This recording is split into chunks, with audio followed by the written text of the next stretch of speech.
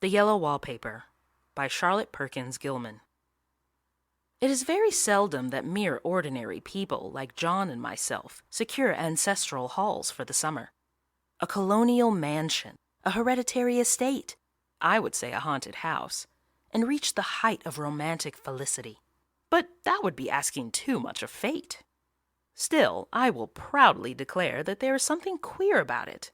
Else, why should it be let so cheaply? And why have stood so long untenanted? John laughs at me, of course, but one expects that in marriage. John is practical in the extreme. He has no patience with faith, an intense horror of superstition, and he scoffs openly at any talk of things not to be felt and seen and put down in figures.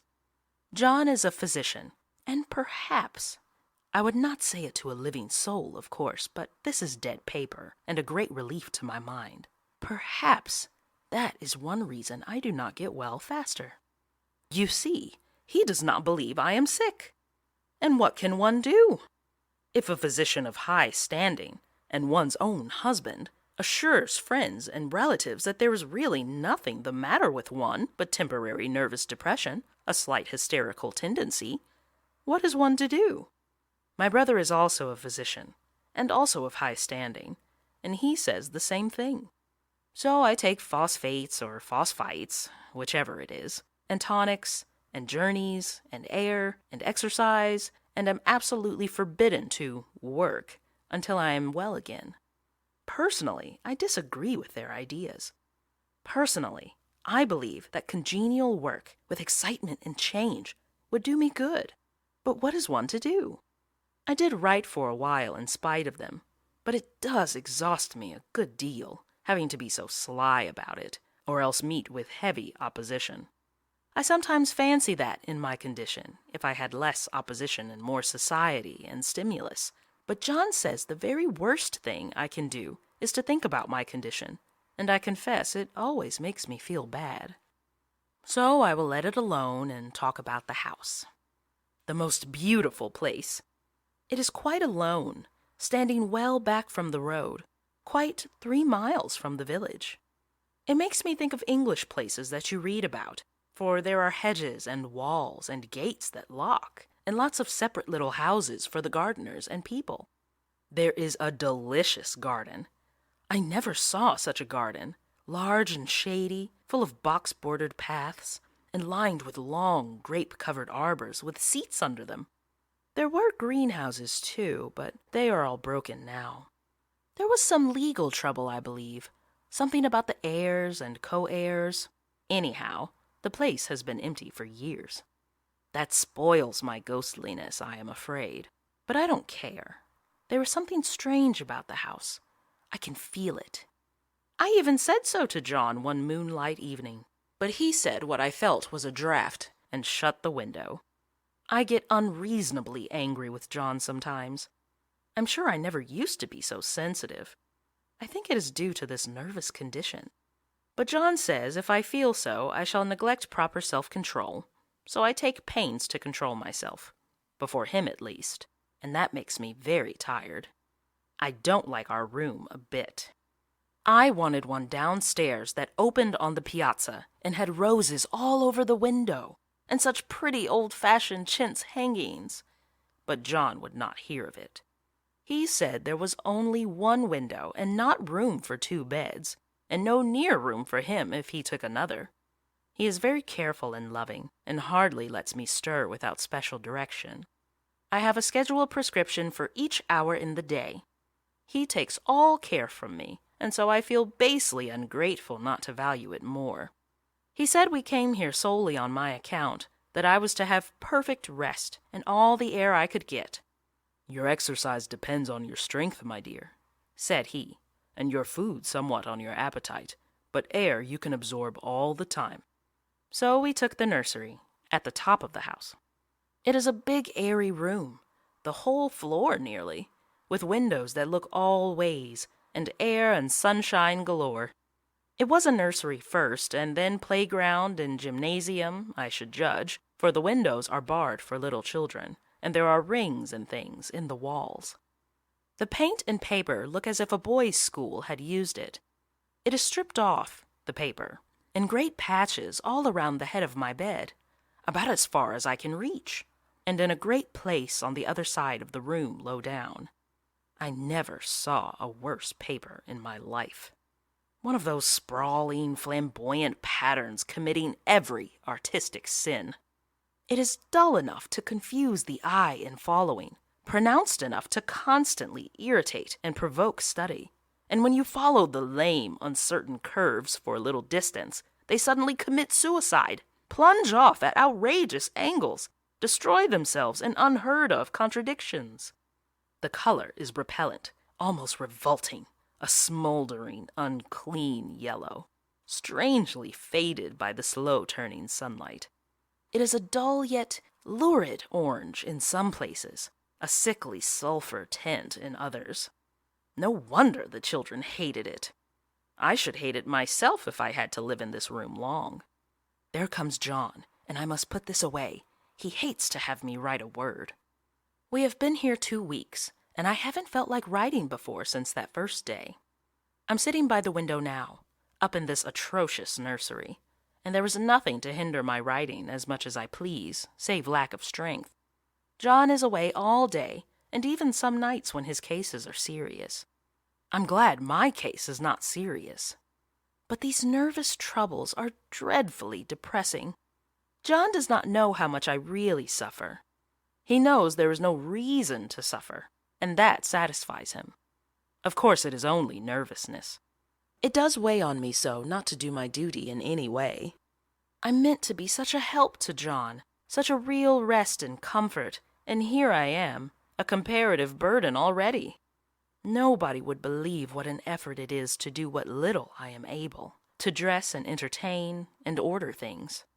It is fortunate Mary is so good with the baby. Such a dear baby. And yet I cannot be with him. It makes me so nervous. I suppose John never was nervous in his life. He laughs at me so about this wallpaper. At first he meant to repaper the room, but afterwards he said that I was letting it get the better of me, and that nothing was worse for a nervous patient than to give way to such fancies. He said that after the wallpaper was changed, it would be the heavy bedstead, and then the barred windows, and then that gate at the head of the stairs, and so on. "You know the place is doing you good," he said. "And really, dear, I don't care to renovate the house just for 3 months' rental." "Then do let us go downstairs," I said. "There are such pretty rooms there." Then he took me in his arms and called me a blessed little goose, and said he would go down cellar if I wished, and have it whitewashed into the bargain. But he is right enough about the beds and windows and things.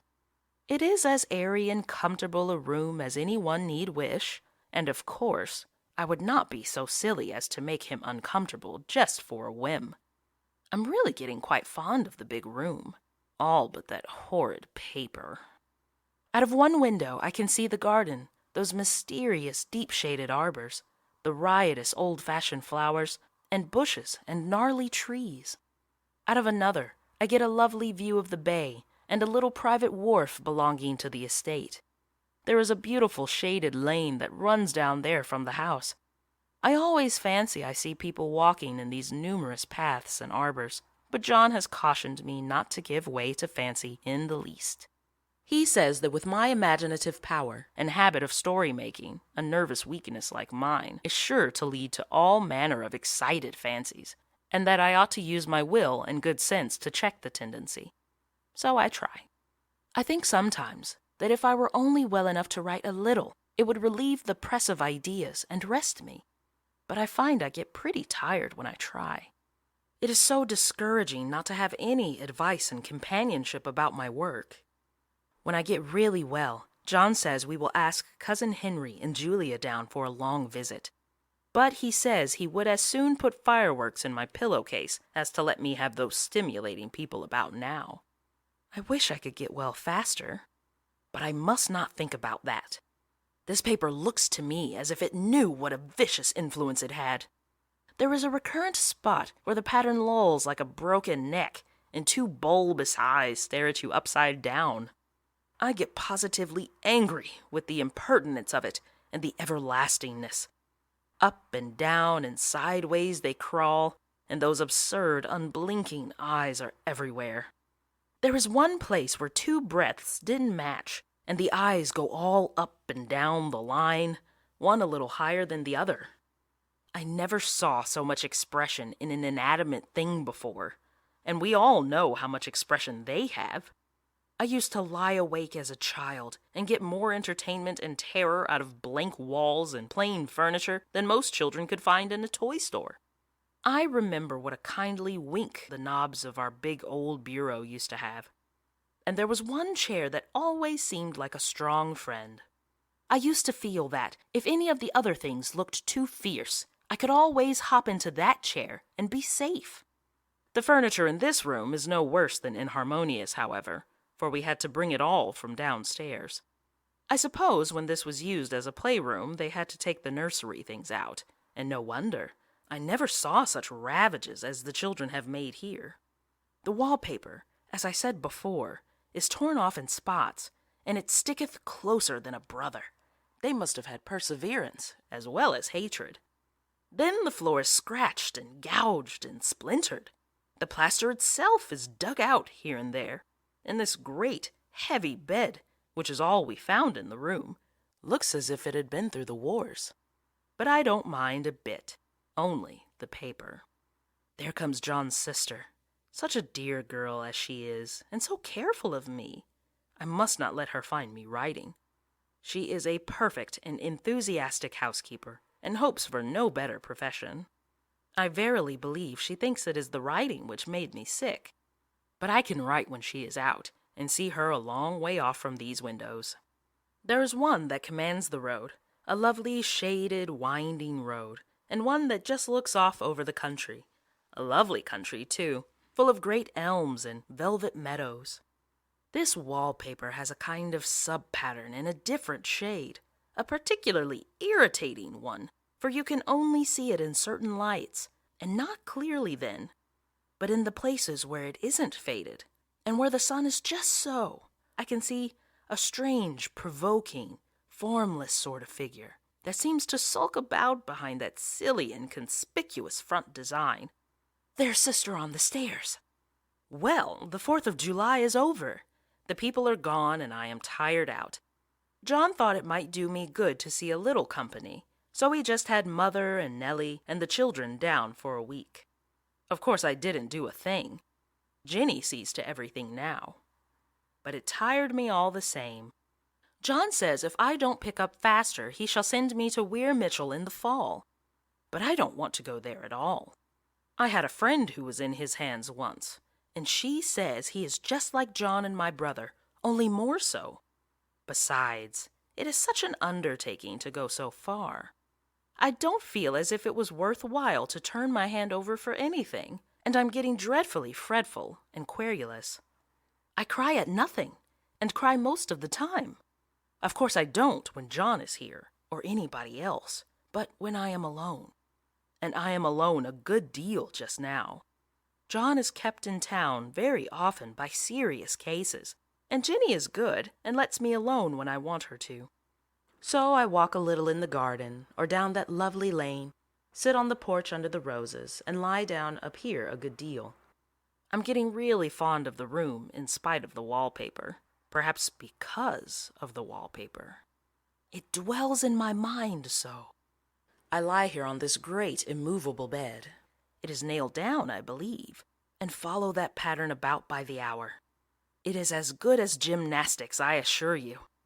I start, we'll say, at the bottom, down in the corner over there where it has not been touched, and I determine for the 1000th time that I will follow that pointless pattern to some sort of a conclusion. I know a little of the principle of design, and I know this thing was not arranged on any laws of radiation or alternation or repetition or symmetry or anything else that I ever heard of. It is repeated, of course, by the breadths, but not otherwise. Looked at in one way, each breadth stands alone. The bloated curves and flourishes, a kind of debased Romanesque with delirium tremens, go waddling up and down in isolated columns of fatuity. But on the other hand, they connect diagonally, and the sprawling outlines run off in great slanting waves of optic horror, like a lot of wallowing seaweeds in full chase. The whole thing goes horizontally, too. At least it seems so, and I exhaust myself in trying to distinguish the order of its going in that direction. They have used a horizontal breadth for a frisée, and that adds wonderfully to the confusion. There is one end of the room where it is almost intact, and there, when the cross lights fade and the low sun shines directly upon it, I can almost fancy radiation after all. The interminable grotesques seem to form around a common center and rush off in headlong plunges of equal distraction. It makes me tired to follow it.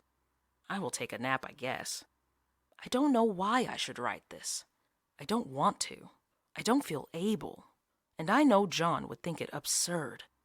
But I must say what I feel and think in some way. It is such a relief. But the effort is getting to be greater than the relief. Half the time now I am awfully lazy and lie down ever so much.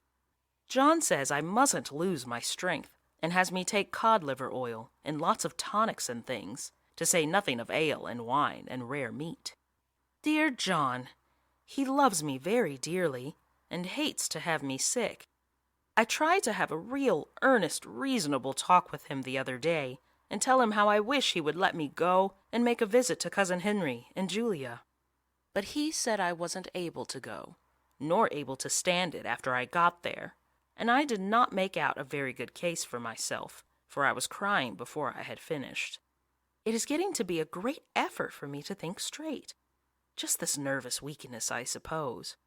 And dear John gathered me up in his arms and just carried me upstairs and laid me on the bed and sat by me and read to me till I tired my head. He said I was his darling and his comfort and all he had, and that I must take care of myself for his sake and keep well. He says no one but myself can help me out of it, that I must use my will and self-control and not let any silly fancies run away with me. There's one comfort. The baby is well and happy, and does not have to occupy this nursery with the horrid wallpaper. If we had not used it, that blessed child would have. What a fortunate escape! Why, I wouldn't have a child of mine, an impressionable little thing, live in such a room for worlds. I never thought of it before, but it is lucky that John kept me here after all. I can stand it so much easier than a baby, you see. Of course, I never mention it to them any more. I am too wise, but I keep watch of it all the same. There are things in that paper that nobody knows but me, or ever will. Behind that outside pattern, the dim shapes get clearer every day. It is always the same shape, only very numerous. And it is like a woman, stooping down and creeping about behind that pattern.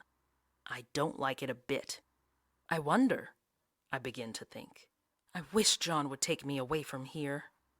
It is so hard to talk with John about my case, because he is so wise, and because he loves me so. But I tried it last night. It was moonlight. The moon shines in all around, just as the sun does. I hate to see it sometimes. It creeps so slowly, and always comes in by one window or another. John was asleep, and I hated to waken him. So I kept still and watched the moonlight on that undulating wallpaper till I felt creepy. The faint figure behind seemed to shake the pattern, just as if she wanted to get out. I got up softly and went to feel and see if the paper did move, and when I came back, John was awake. "What is it, little girl?" he said. "Don't go walking about like that. You'll get cold." I thought it was a good time to talk, so I told him that I really was not gaining here, and that I wished he would take me away. "My darling," said he, "our lease will be up in 3 weeks, and I can't see how to leave before.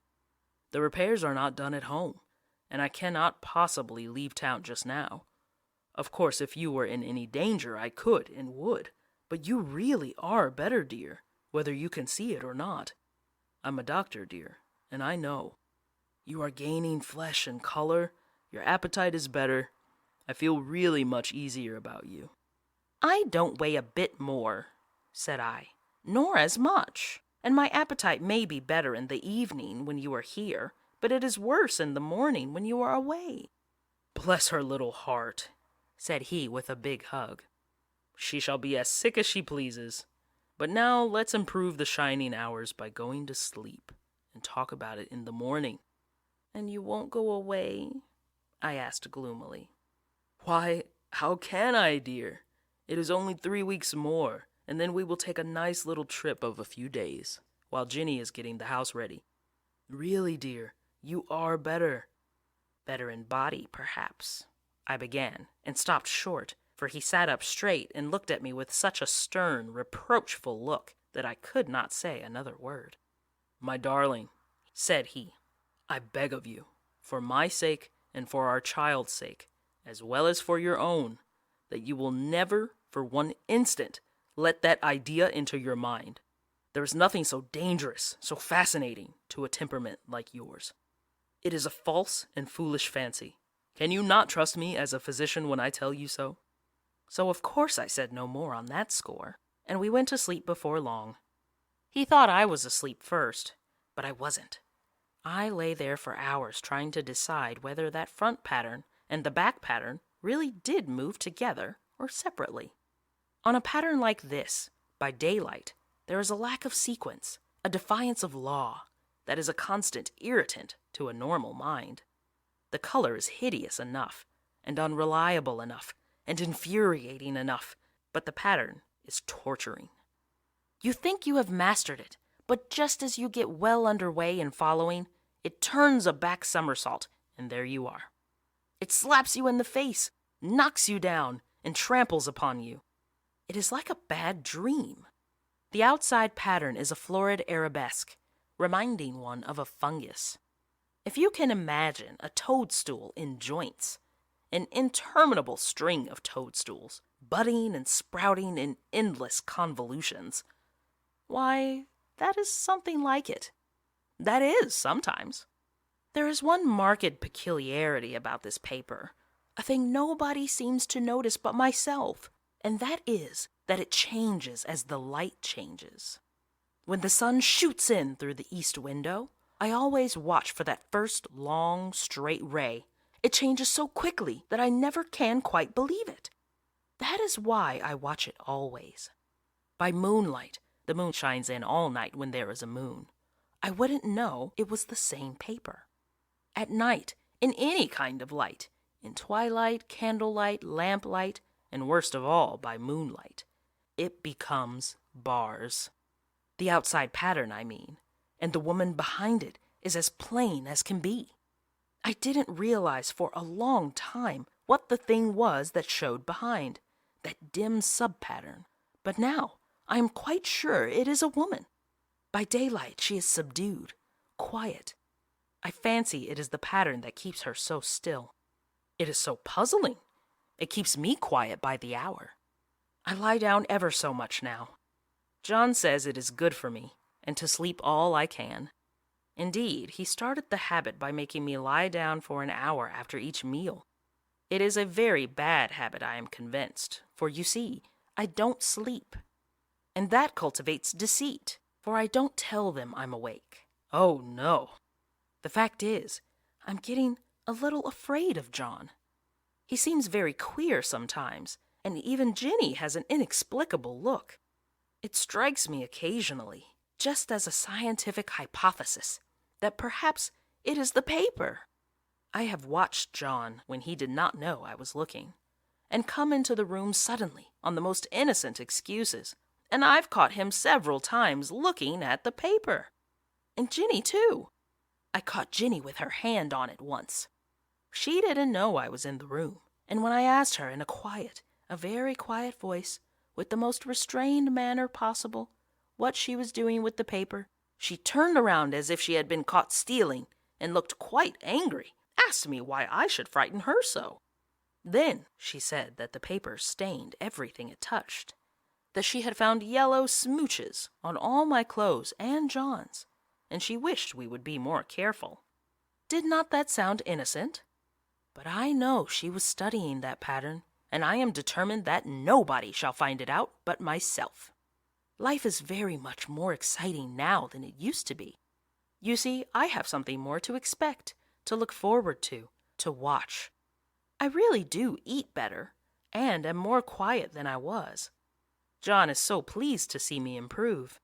He laughed a little the other day, and said I seemed to be flourishing in spite of my wallpaper. I turned it off with a laugh. I had no intention of telling him it was because of the wallpaper. He would make fun of me. He might even want to take me away. I don't want to leave now until I have found it out. There is a week more, and I think that will be enough. I'm feeling ever so much better. I don't sleep much at night, for it is so interesting to watch developments, but I sleep a good deal in the daytime. In the daytime, it is tiresome and perplexing. There are always new shoots on the fungus, and new shades of yellow all over it. I cannot keep count of them, though I have tried conscientiously. It is the strangest yellow, that wallpaper. It makes me think of all the yellow things I ever saw, not beautiful ones like buttercups, but old, foul, bad yellow things. But there is something else about that paper. The smell. I noticed it the moment we came into the room, but with so much air and sun, it was not bad. Now we have had a week of fog and rain, and whether the windows are open or not, the smell is here. It creeps all over the house. I find it hovering in the dining room, skulking in the parlor, hiding in the hall, lying in wait for me on the stairs. It gets into my hair. Even when I go to ride, if I turn my head suddenly and surprise it, there is that smell. Such a peculiar odor, too.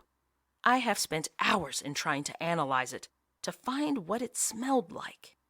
It is not bad at first, and very gentle, but quite the subtlest, most enduring odor I ever met. In this damp weather, it is awful. I wake up in the night and find it hanging over me. It used to disturb me at first. I thought seriously of burning the house to reach the smell, but now I am used to it. The only thing I can think of is that it is like the color of the paper, a yellow smell. There is a very funny mark on this wall, low down, near the mop-board, a streak that runs round the room.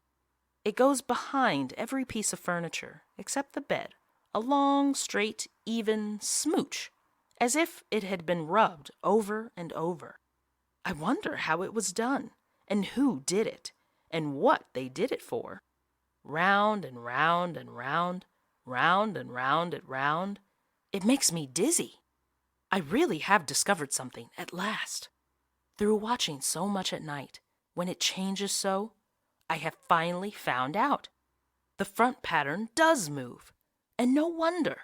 The woman behind shakes it. Sometimes I think there are a great many women behind, and sometimes only one, and she crawls around fast, and her crawling shakes it all over. Then, in the very bright spots, she keeps still, and in the very shady spots, she just takes hold of the bars and shakes them hard. And she is all the time trying to climb through. But nobody could climb through that pattern. It strangles so. I think that is why it has so many heads. They get through, and then the pattern strangles them off and turns them upside down and makes their eyes white. If those heads were covered or taken off, it would not be half so bad. I think that woman gets out in the daytime. And I'll tell you why. Privately. I've seen her.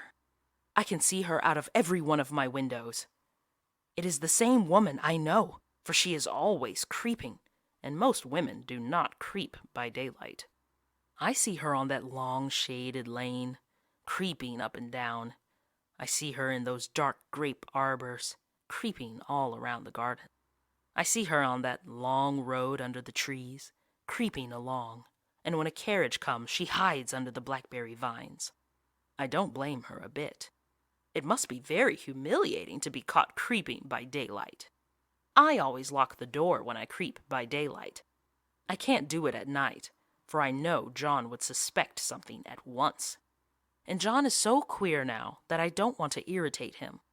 I wish he would take another room. Besides, I don't want anybody to get that woman out at night but myself. I often wonder if I could see her out of all the windows at once. But, turn as fast as I can only see out of one at a time. And though I always see her, she may be able to creep faster than I can turn. I have watched her sometimes away off in the open country, creeping as fast as a cloud shadow in a high wind. If only that top pattern could be gotten off from the under one. I mean to try it, little by little. I have found out another funny thing, but I shan't tell it this time. It does not do to trust people too much. There are only 2 more days to get this paper off, and I believe John is beginning to notice. I don't like the look in his eyes. And I heard him ask Jenny a lot of professional questions about me. She had a very good report to give. She said I slept a good deal in the daytime. John knows I don't sleep very well at night, for all I'm so quiet. He asked me all sorts of questions, too, and pretended to be very loving and kind, as if I couldn't see through him. Still, I don't wonder he acts so, sleeping under this paper for 3 months. It only interests me, but I feel sure John and Jenny are secretly affected by it. Hurrah! This is the last day, but it is enough. John is to stay in town overnight and won't be out until this evening. Jenny wanted to sleep with me, the sly thing, but I told her I should undoubtedly rest better for a night all alone. That was clever, for really, I wasn't alone a bit. As soon as it was moonlight, and that poor thing began to crawl and shake the pattern, I got up and ran to help her. I pulled and she shook. I shook and she pulled, and before morning we had peeled off yards of that paper. A strip about as high as my head and half around the room. And then, when the sun came and that awful pattern began to laugh at me, I declared I would finish it today. We go away tomorrow, and they are moving all my furniture down again to leave things as they were before. Jenny looked at the wall in amazement, but I told her merrily that I did it out of pure spite at the vicious thing. She laughed and said she wouldn't mind doing it herself, but I must not get tired. How she betrayed herself that time! But I am here, and no person touches this paper but me, not alive. She tried to get me out of the room. It was too patent. But I said it was so quiet and empty and clean now that I believed I would lie down again and sleep all I could, and not to wake me even for dinner. I would call when I woke. So now she's gone, and the servants are gone, and the things are gone, and there is nothing left but that great bedstead nailed down, with the canvas mattress we found on it. We shall sleep downstairs tonight, and take the boat home tomorrow. I quite enjoy the room, now it is bare again. How those children did tear about here! This bedstead is fairly gnawed, but I must get to work. I have locked the door and thrown the key down into the front path.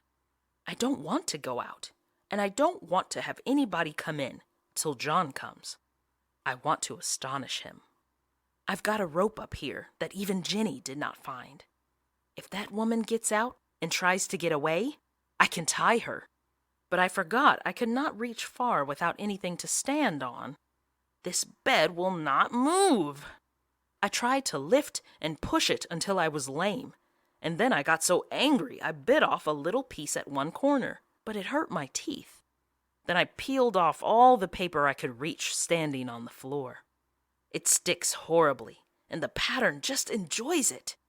All those strangled heads and bulbous eyes and waddling fungus growths just shriek with derision. I am getting angry enough to do something desperate. To jump out of the window would be admirable exercise, but the bars are too strong even to try. Besides, I wouldn't do it. Of course not. I know well enough that a step like that is improper and might be misconstrued. I don't like to look out of the windows even. There are so many of those creeping women, and they creep so fast. I wonder if they all come out of the wallpaper, as I did. But I am securely fastened now by my well-hidden rope. You don't get me out in the road there. I suppose I shall have to get back behind the pattern when it comes night, and that is hard. It is so pleasant to be out in this great room and creep around as I please. I don't want to go outside. I won't, even if Ginny asks me to. For outside you have to creep on the ground, and everything is green instead of yellow. But here I can creep smoothly on the floor, and my shoulder just fits in that long smooch around the wall, so I cannot lose my way. Why, there's John at the door. It is no use, young man. You can't open it. How he does call and pound. Now he's crying for an axe. It would be a shame to break down that beautiful door. John, dear, said I in the gentlest voice, the key is down by the front steps, under a plantain leaf. That silenced him for a few moments. Then he said, very quietly indeed, open the door, my darling. I can't, said I. The key is down by the front door, under a plantain leaf. And then I said it again, several times, very gently and slowly, and said it so often that he had to go and see. And he got it, of course, and came in. He stopped short by the door. What is the matter? He cried. For God's sake, what are you doing? I kept on creeping just the same, but I looked at him over my shoulder. I've got out at last, said I, in spite of you and Jane, and I've pulled off most of the paper, so you can't put me back. Now why should that man have fainted? But he did, and right across my path by the wall, so that I had to creep over him every time.